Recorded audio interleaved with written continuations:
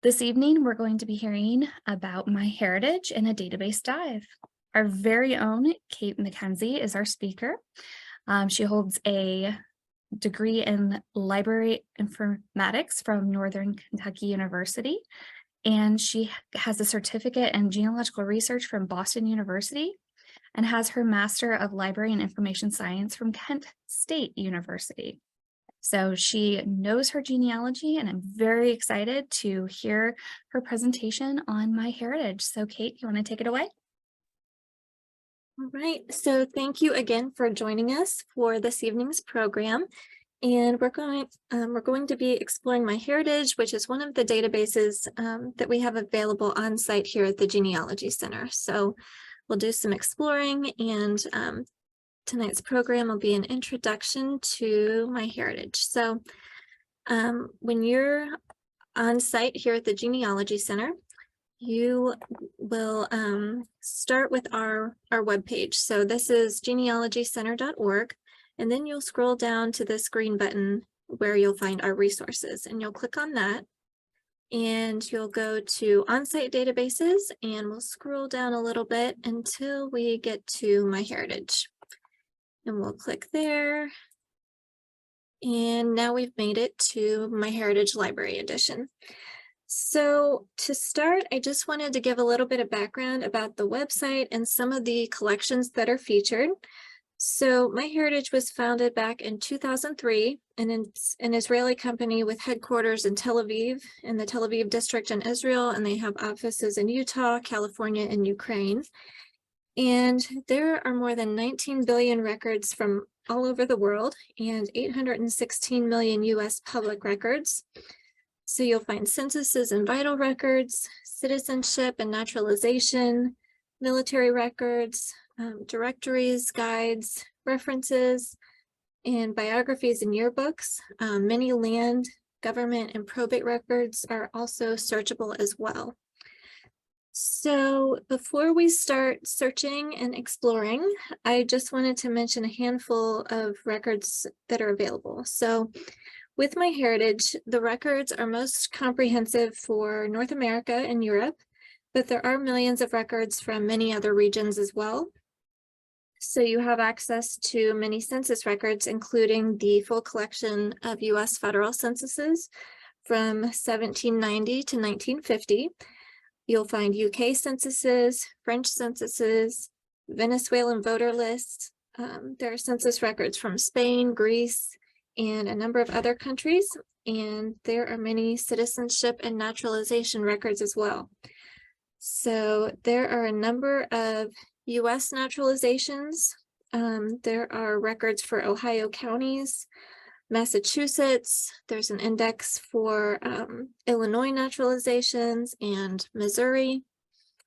And you'll find French citizenship records there as well. Court records are another great place to explore on MyHeritage, and there's an index of US court cases that spans from 1833 to 2018. You'll find Portugal court records and Scotland prison registers. So that's just a little sampling of some of the items that you might come across or be interested in exploring further. And I also wanted to mention a couple of items that are unique and exclusive to MyHeritage. So it's a great place to go for Nordic records. They have hundreds of millions of records available for those countries, which include Denmark, Finland, Iceland, Norway, and Sweden. And their one of their exclusive databases is the Jewish Chronicle historic newspaper. And there are more than 100 million additional records added to MyHeritage every month.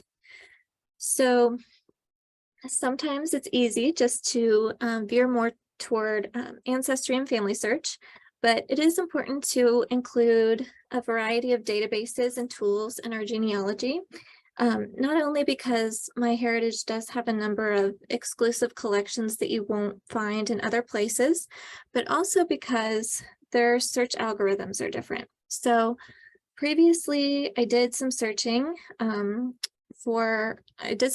West Virginia death records on MyHeritage, and I found two death records, two death certificates for twin babies, a boy and a girl. And they were born to my second great-grandmother in 1911. And these West Virginia death records are available on a site called WV Culture and on Family Search, but I didn't locate them until I searched in MyHeritage because the names were so badly misspelled. So I didn't catch it with the indexing on the other sites. So the MyHeritage search algorithm was the one that worked for me to be able to find those records.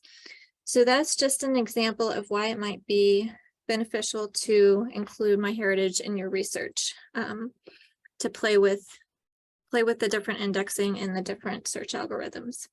So another thing that I wanted to mention was that MyHeritage does link to other sites like Family Search, Find a Grave, and Billion Graves. So it's similar to Ancestry, where sometimes you'll see that a record will direct you over to an article on newspapers.com or on Find a Grave. So we'll go ahead and get started exploring the website here. So this is the homepage for MyHeritage Library Edition. And if you're familiar with the regular subscription version of the website, this screen looks a little bit different. So MyHeritage Library Edition gives you access to pretty much all of the records, like 98% of the records that you would have access to if you personally subscribe to the website. And really the only things that you won't have access to are the ability to create and save a family tree. And MyHeritage also offers DNA testing. So you would need a personal account to activate and access your DNA results and to contact matches and collaborate with other users. So we won't really be talking about MyHeritage DNA today, but if that is something that you're interested in, we do have a few previously recorded programs on our YouTube channel that discuss MyHeritage.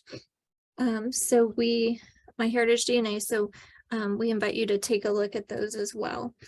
And at the top right here, there is a link to watch a brief tutorial on the website, as well as a language selector. So since MyHeritage has a little bit wider global reach as far as customers go, they support access to the site in over 40 languages. So if you'd like to view the site in Spanish or Italian, for example, you can select that there at the top. And then here in the center, we see the main search page, which is pretty standard. And then here you can enter name, birth date, place, just like you would on Ancestry or Family Search. And then you can also hit the advanced search option on the top right. So I have it open here, or I can hide it if I want to just do a simpler search. So then to the right, you'll see a list of categories. So you'll see census and voter lists, directories, birth, marriage, and death records, military records, family trees, and so on. So you can click on the heading like immigration and travel here, and that'll take you to this page. So that'll allow you to search only immigration records here. Or if we go back, then you can click more at the bottom of each category. So we'll go back to immigration, we can click more, and then it'll give you some subcategories here. So passenger lists, immigration documents, and then you can click more on each of those categories as well. And you can keep refining your selections there to locate more specific collections. So we'll go back, head back to the home page here, and we'll scroll down, and at the bottom is a clickable map that'll allow you to quickly search records by location. So I can click on the various continents. So I'll click on Europe, and you'll get a listing of countries that you can explore records for. So again, one of the strengths of MyHeritage is their collection of records for the Nordic countries. So we'll click on Sweden, and I can search all of the Swedish collections in this search box here, or I can browse the available collections at the right.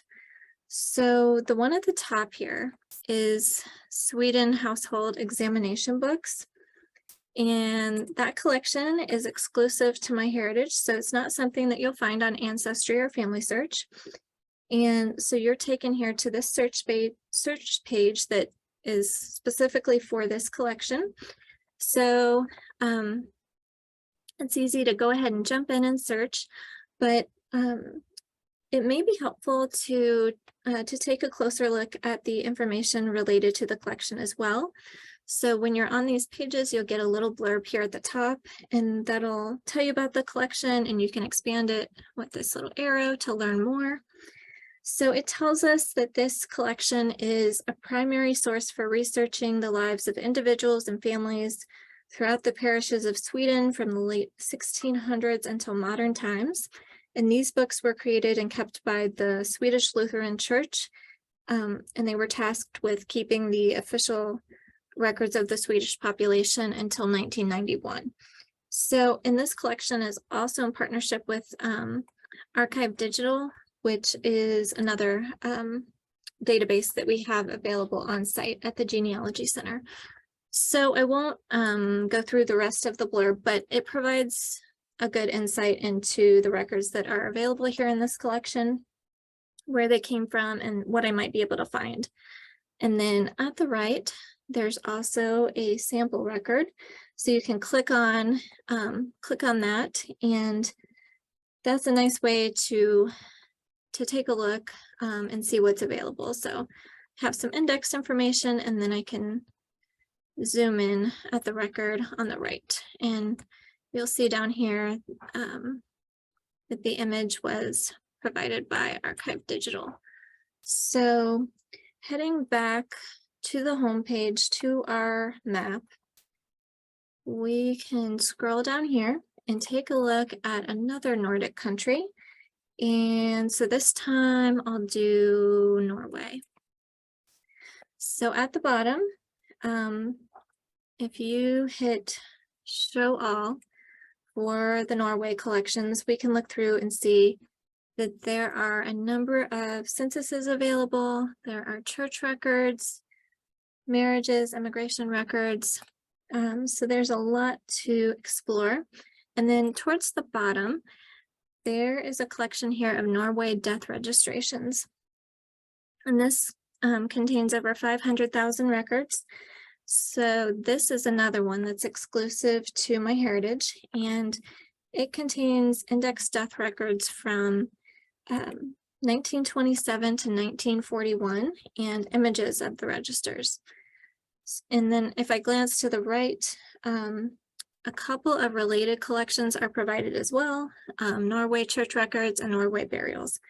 So those might be good places to expand your search after you've explored here in this collection. So I'll do a search, and I don't have any Norwegian ancestors, so I'm going to make up a name. So I'm going to type in Greta Anderson. Okay, so we get 3 results in that collection, and I'll click on this first one. So it gives us the indexed information here first, her birth date of 1869. She was married, and then it gives us her place of residence, her date of death, and her place of burial. So then if we scroll down, we can view our record and zoom in on it, and then we can print or save it from there. So you can sift through using that map feature and explore the various collections available for the Nordic countries and others. And again, there are a number of collections available there for those countries that you won't find on Ancestry or Family Search. So I'm going to go back to our map again, and I also wanted to feature France. So I'm going to click on that. And French records are also a strength of MyHeritage. So if we hit show all on the bottom again, there is a very long list of French collections. So many of these collections are available because a few years ago, MyHeritage acquired a website called Filet, which is a genealogy website that's based in France.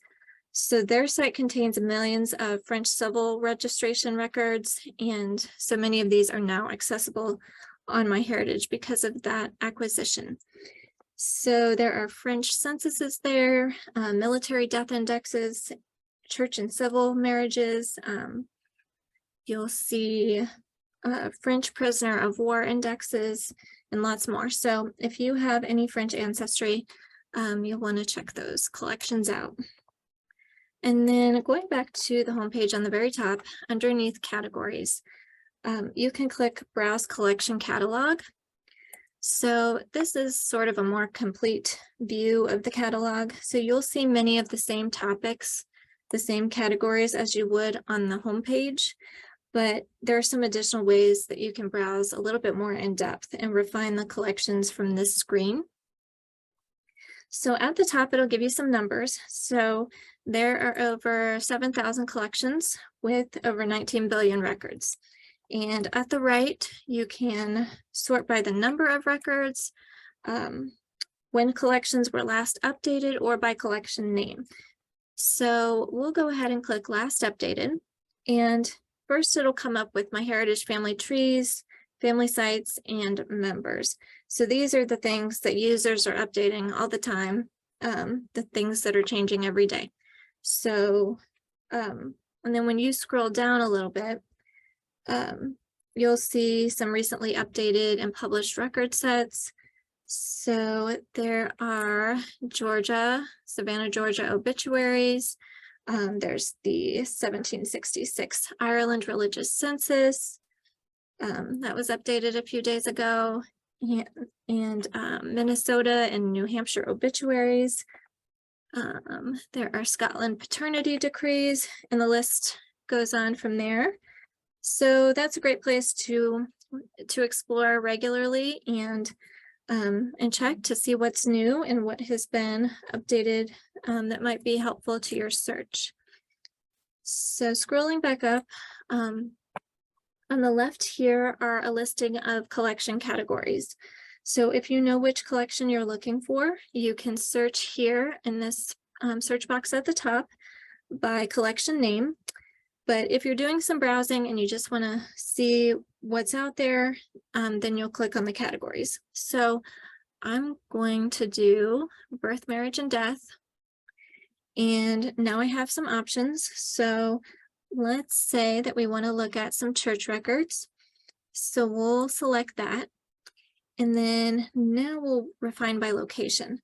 So I'll go with Europe. And then here you can refine further.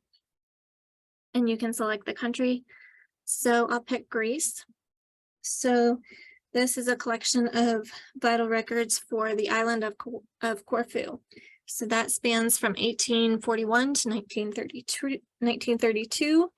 And these particular records for Corfu are not available on other databases. So exploring and browsing the catalog is a great way to become familiar with the collections on MyHeritage, and it might make searching for specific information a little bit easier and less overwhelming. So going back to all collections, at the top we can refine our selections with location first too. So before we did birth, marriage, and death, and then church records, and then refine by location. So this time I'll do location first, and I'll hit Europe. And then I'll refine further and I'll pick Greece again. So this time, now we can spot a few more collections. So there are Greece electoral rolls, the Corfu vital records, city directories, some Sparta marriages, and then the 1856 farmers census. So there are a number of ways that you can utilize the tools here in the collection catalog to find what you're looking for. And then heading back to the homepage, we'll go ahead and do a search. So at the top, I'll click on advanced search. So I have some more options, and I'm going to do a search for my great grandparents. So I'll type in my great grandfather's name and the year he was born, about 1890 in Kentucky. And for relative, I'll do spouse and type in his wife's name, which was Eula Osborne. Okay, and then for fun, I'm going to hit, instead of match name exactly, I'm going to hit match similar names. And I will hit search. So that'll allow the search engine to provide me with results that vary more on the spelling of his first name. So then when I hit search, I come up with 10 million results. So that's overwhelming. And the first 3 records don't apply to my ancestor. So by hitting match similar names, I received a lot of results, but they aren't very precise. So I want to make some changes so that I have a more effective search experience. So over at the left, I'll hit edit search, and underneath Kentucky, instead of match optional, I'll put match required. And then under his name, I'll hit match exactly. So then I'll go back and hit search again. So now I have, instead of 10 million, I have less than 10 records. So that's better. It's good to go back and forth and play with your searches, play with the locations and the spellings, and see what you come up with when searching different ways. So the first thing that pops up is the 1920 census. So I'll click on that. And at the very top where it says 1920 federal census, there's an I and a circle. So this contains information about the record set, so you can read a little bit about that. And then there's a link to be able to search that specific collection. So if you wanted to find another family member in the 1920 census, that's a quick way to get there. So first, the index information is listed. So the information for this record indicates that he was born about 1890 in Kentucky and was living in Logan County, West Virginia at the time of this census. And then you can scroll down to view the image. So he was listed as single, so he wasn't yet married and was living with his mother, Sarah. So they are toward the bottom on line 44.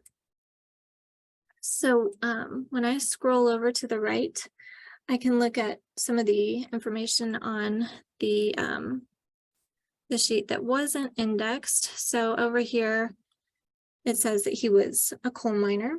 So it's always a good idea to look at the original record and to correlate the information, but also to see what information is there that wasn't indexed, because if I hadn't looked at the record, then I wouldn't have seen that information that had listed his occupation there as coal miner. So if I wanted to save this record, I would right click and do save image as, and then I could save it from there to a folder or flash drive, or I could print the image off at the bottom. So, and then down here at the left, you'll see this pencil icon where it says spotted an error, suggest an alternative. So that's a new feature. And if I click on that, then from there, it'll let me choose which person in the household that I would like to submit a correction for. So I'll pick Hewley. And then on this screen, you can edit the name if there was a transcription error, if the name had been indexed incorrectly, or you can provide an alternate name. So in this case, the names are spelled correctly, so I won't submit anything there. But that's another tool that you have there. And then below that, there's a button to cite the record. So that'll just give you some quick citation information.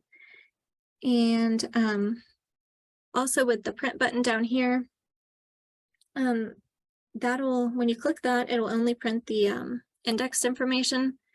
So if you want a copy of the actual record, you'll have to save it and then print it from the saved image usually. So we'll go back to our results for a minute. And another thing that I wanted to point out are the stars next to each record entry. So each record match on MyHeritage has a confidence score. So that's represented by the stars. And it'll range from 0.5 star to 5. And the more stars there are indicates the likelihood that the search engine thinks that the record there is relevant to your ancestor. So it's based on how well it matches the information that you entered. So some of these records at the top have 4 and 5 stars. And then as you go down the list, there are less stars. So those are less because they might not be as relevant to my ancestor. So as you scroll through, another thing that you'll probably see in your results are family trees. So we'll click on one of these, and you can start to go through and you can view the information on the profile for this person. So birth information, residence, military. Then at the bottom down here, there are links to profiles for family members of the person that you're looking at. So his parents, his spouse, siblings, and children are all listed, and you can click on each of their profiles in this family tree to explore further. So you never want to rely fully on public family trees because they can contain errors, but they can also contain some helpful hints and clues to help guide your research and give you some ideas about additional records to seek out or places to search. So if you scroll all the way to the bottom here, you'll see these record detective results. So these are some records that MyHeritage has pulled that thinks they're related to the family tree profile that you're looking at. So I'll want to go through and maybe view these records individually and analyze and correlate the information to see whether they do match with the person and family that I'm researching. So now we'll talk more about some additional family trees that you can access with MyHeritage. So I'm going to go back to the home page, and scrolling down at the bottom of the categories list should be sort of at the bottom. There are the family trees. So clicking on that, so you'll be taken to this page where you can search for ancestors in any of the available family tree collections on MyHeritage. And at the right, you can see the various collections where trees are pulled from. So there are family trees pulled from MyHeritage, from Family Search, from the French website Filet, so WikiTree. So there are a number of places that the trees are coming from. So the family trees on Filet are available to view directly on MyHeritage. So you can click on that. And this collection is marked as recently updated. And then you can search just within the collection of French family trees there. There's also a collection of Argentinian family trees and many others. So MyHeritage, again, has a bit of a stronger global reach as far as its members go. So searching these family trees and collections for clues to supplement your genealogy research, especially when you're searching internationally, can be helpful. So I'm going to go back to the home page again. And another category at the bottom are the newspapers. So Newspaper Archive and newspapers.com are the two big databases that we often think about. We often think of those first, and those are good, but this is another good place to search and to explore a different variety of newspapers. And then again, because the search algorithms are different. So you might find an article here that you're not finding within those databases. And there are a large variety of newspapers, many newspapers from the US, from Australia. They have a great selection of French newspapers. So there are over 46 million pages of French newspapers and within 7,000 newspaper titles. So a lot of good things to find there. And the MyHeritage Newspaper Index was created with OCR, which is optical character recognition. So the quality of the index is dependent on the quality of the newspapers, the newspaper pages that were scanned. So you'll want to do some searching and get a feel for the search functions and the indexing.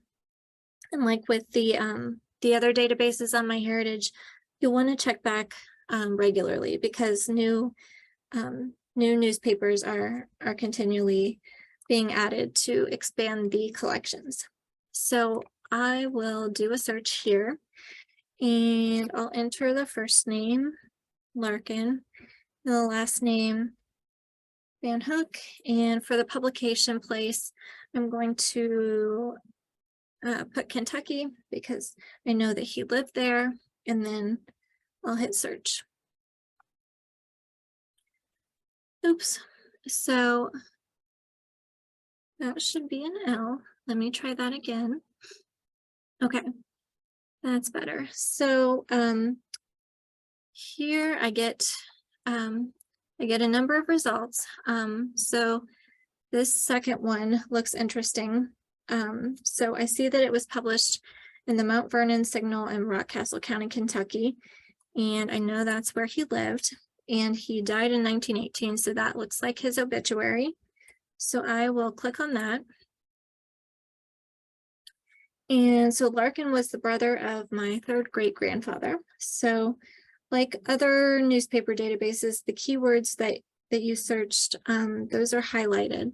So it highlights a little bit of it up here in text form, and then you can look at the newspaper page down here. So that makes it a little bit easier to find on the page. So this says Larkin J. Van Hook died at his home Wednesday night, and his remains will be buried at Goshen, Lincoln County today. He was a soldier in the Civil War and a good citizen, and it lists his widow and children and others that he was survived by.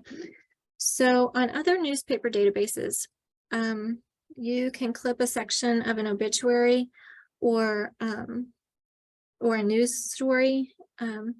And there's not a specific tool to be able to do that here, but you can right click to save the full newspaper page or take a screenshot of the article and save it that way. And then again, there is that button at the bottom to receive a quick citation for the record. So that's an overview of newspapers on MyHeritage.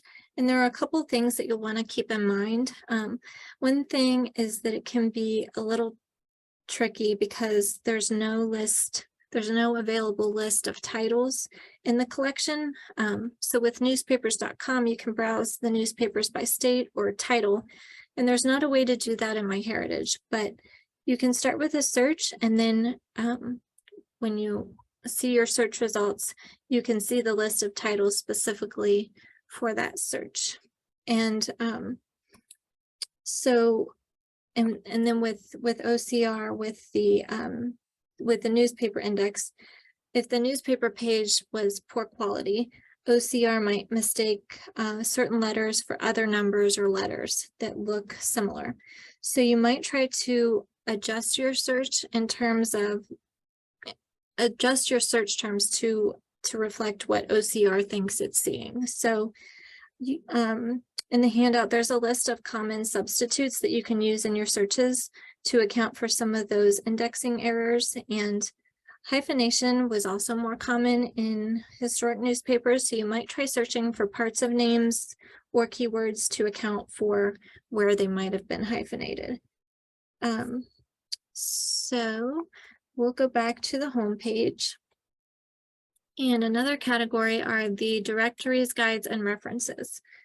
So here you can find a variety of directories. So there are city directories, but there are also collections like Index of Leading Chess Players and an index to inventors of historical patents. So the scope of records in this category is deeper than just the city directories, but there is a feature that I wanted to point out. So on the right, I'm going to click on US City Directories, and I'm going to pretend that I'm searching for someone in Kentucky.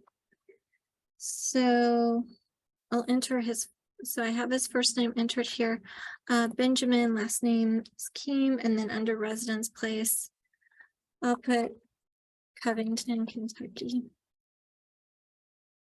and hit search.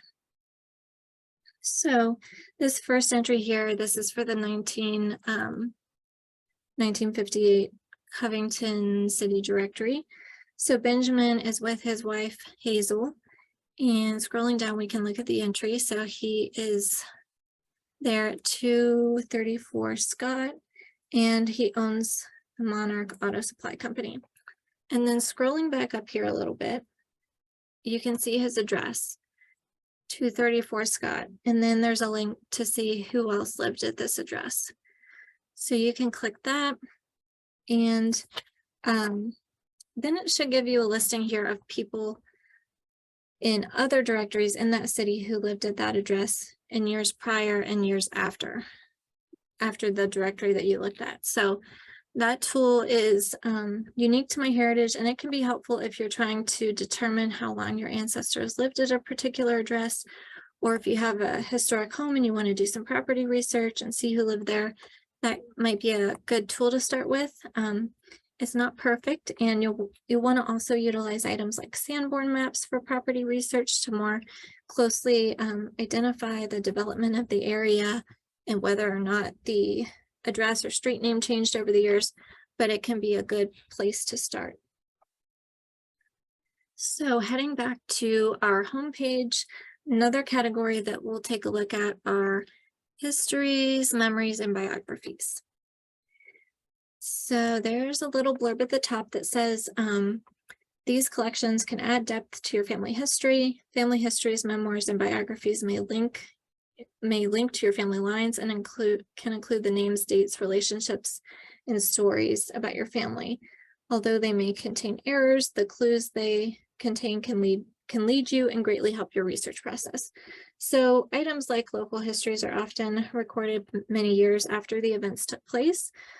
So they're not primary sources and may contain some errors, but like they note in the blurb there, they can provide clues that spark some new ideas and can help connect those family lines. So one of the interesting record sets at the right is the Massachusetts Whaling Cruise collection. So I'll click on that.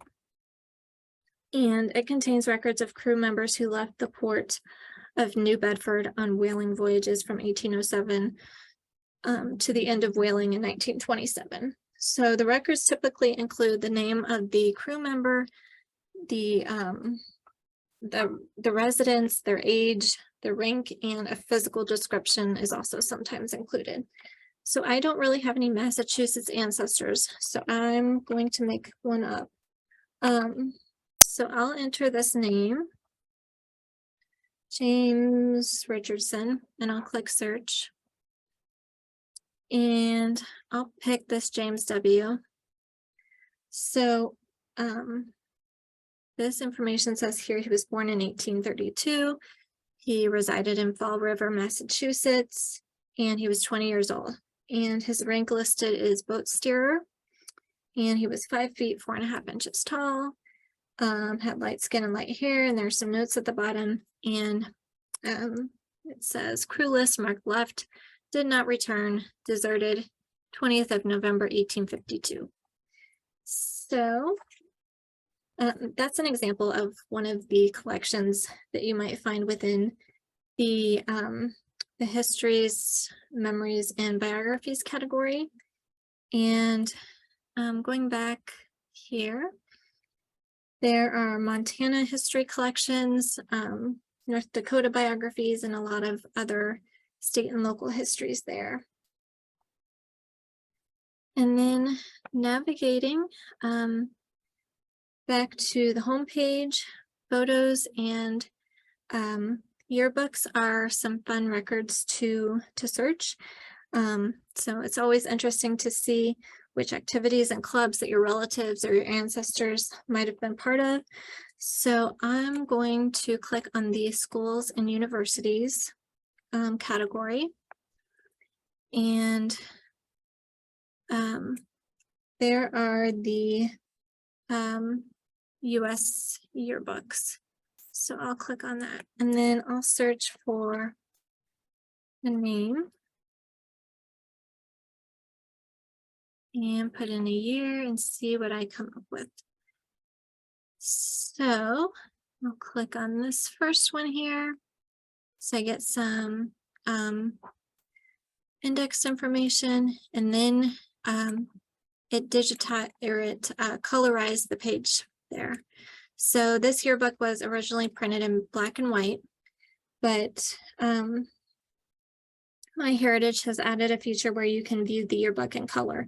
So the original black and white version is still available, but you have the option to toggle between the two. So I can click black and white and view the original, or I can click over here and do color.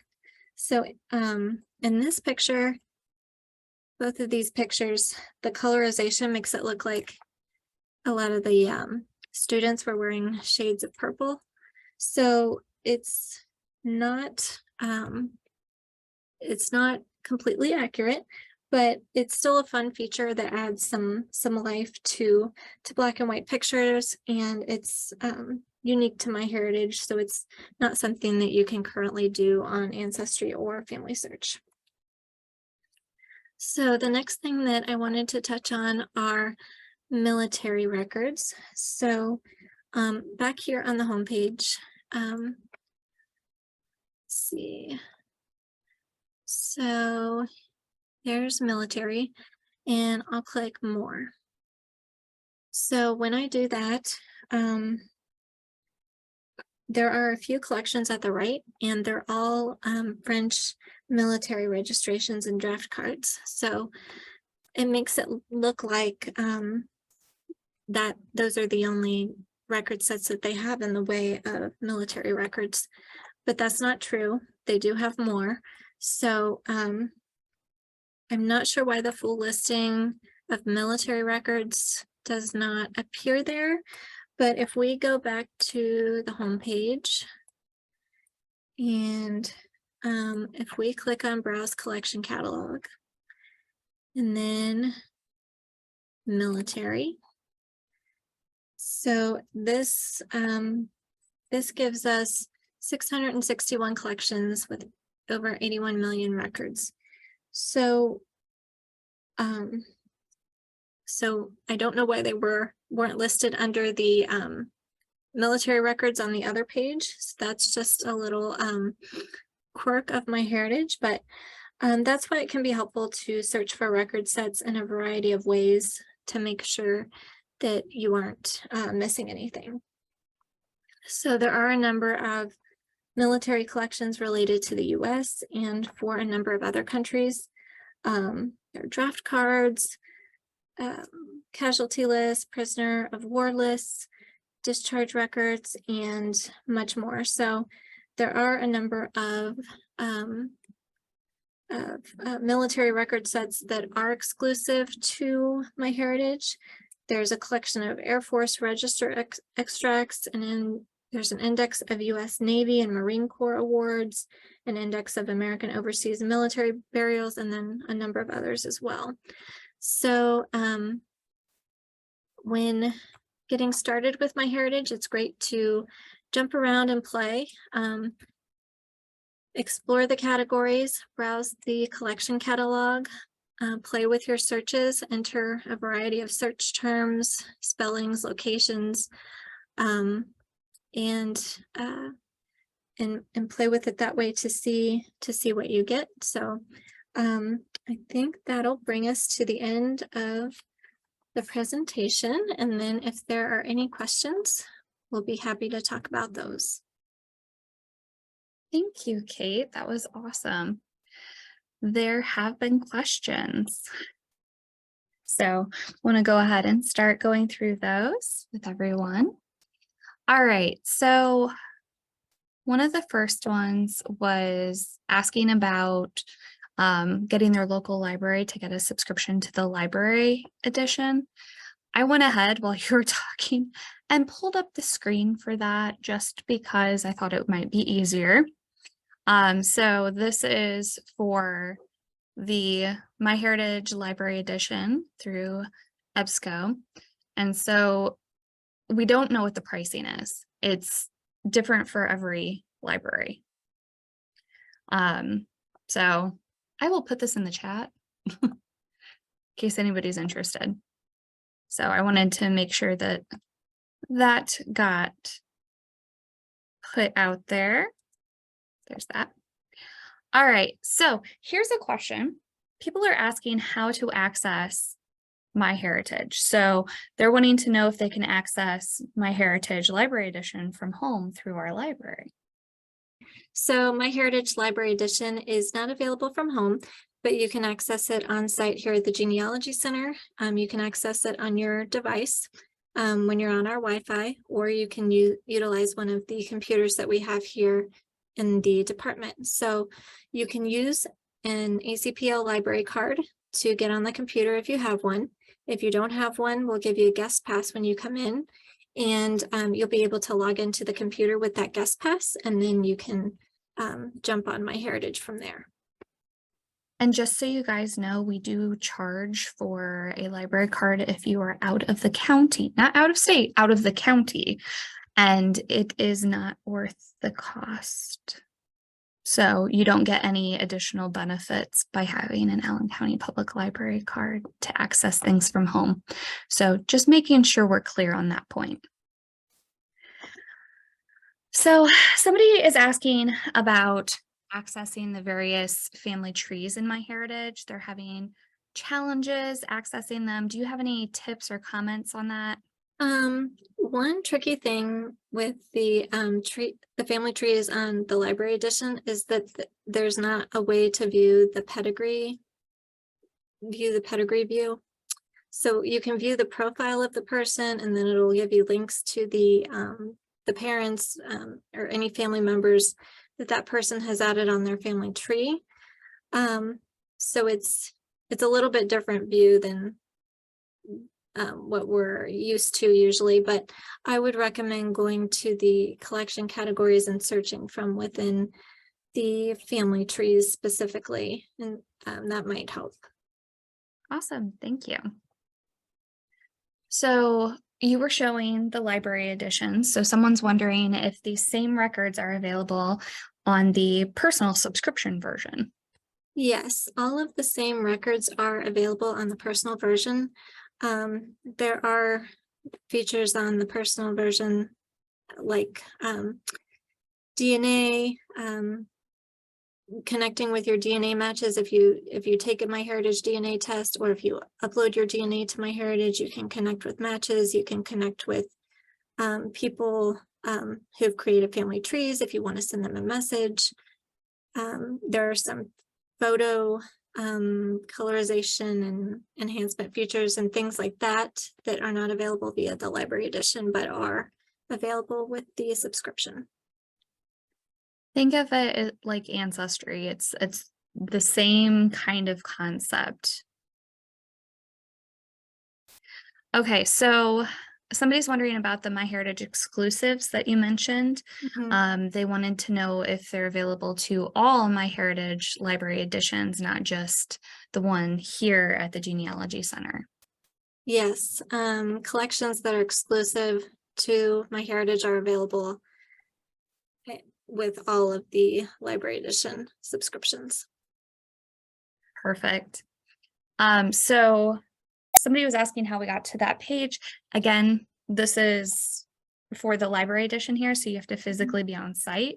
So if you're here, we're happy to walk you through it. But if you're just gonna look at the subscription version, it's just MyHeritage, I believe, right?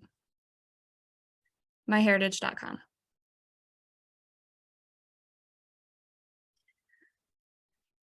This one's a little bit harder. I couldn't find an answer quick enough. How much information does MyHeritage have on Spanish genealogy compared to Ancestry.com?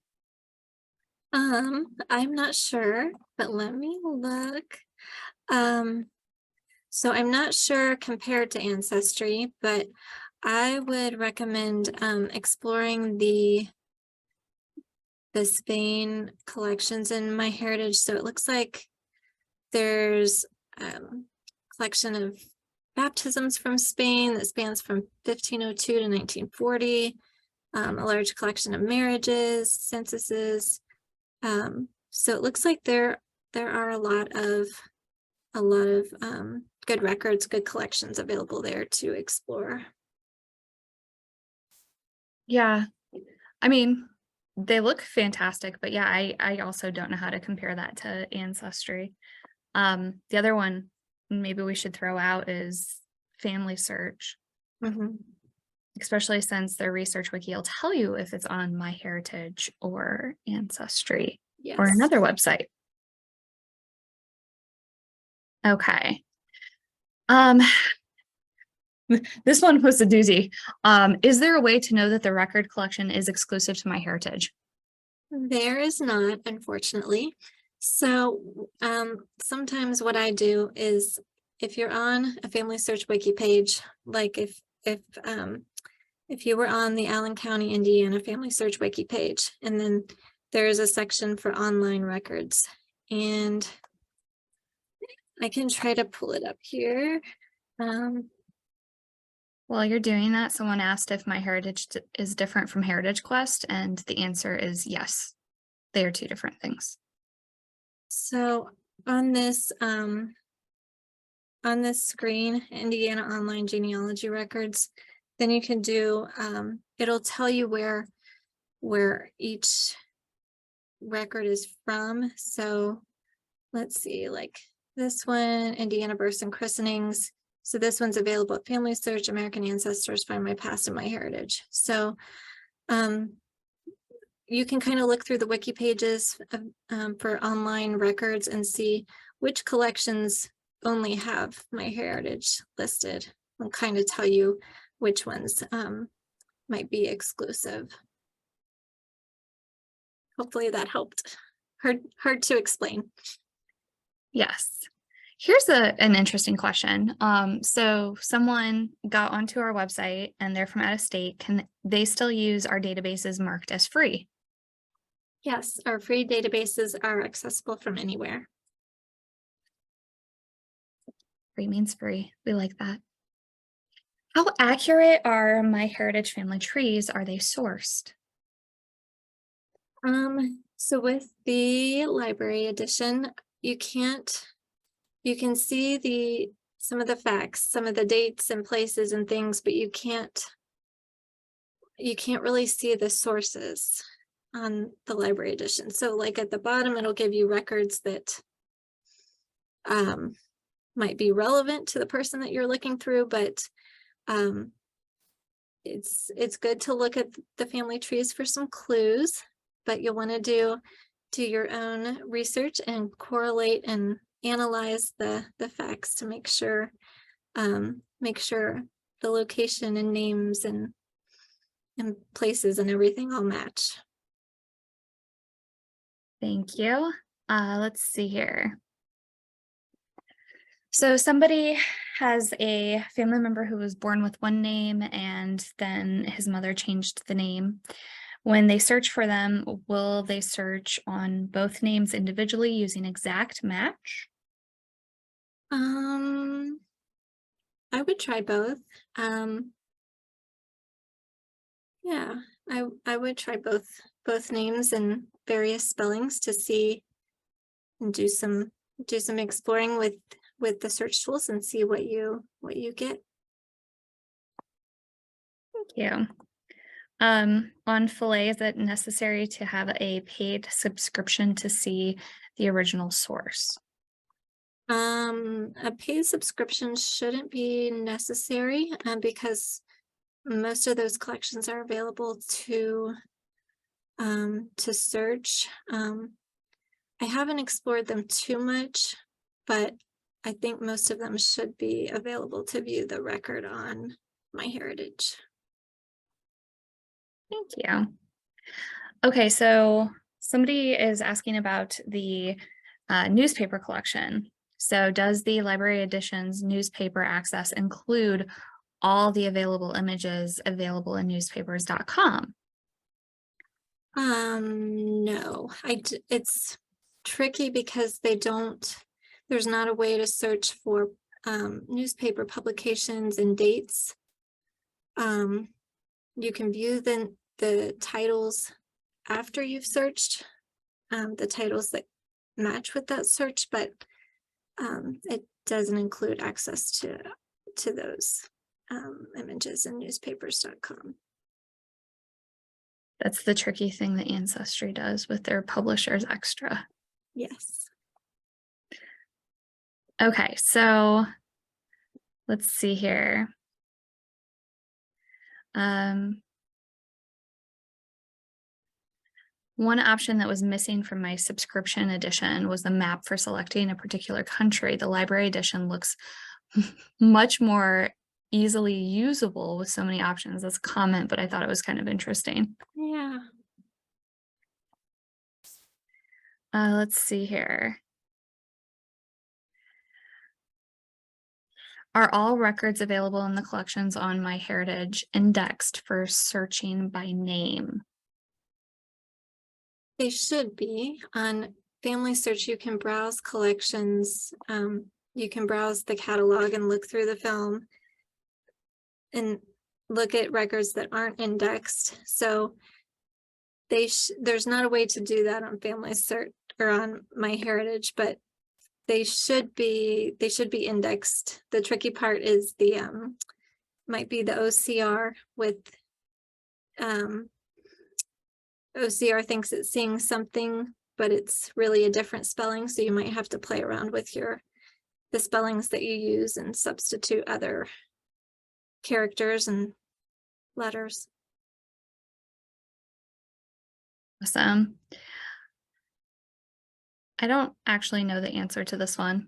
Because I'm going to be completely honest with you guys. I don't use MyHeritage for my personal research, but somebody has MyHeritage, they have a subscription. So if somebody else has a subscription and knows this answer, throw it in the chat. We're crowdsourcing right now, guys. Apparently they're getting responses to people that they want to follow when they're not relevant or the person that they're not the person that they're searching.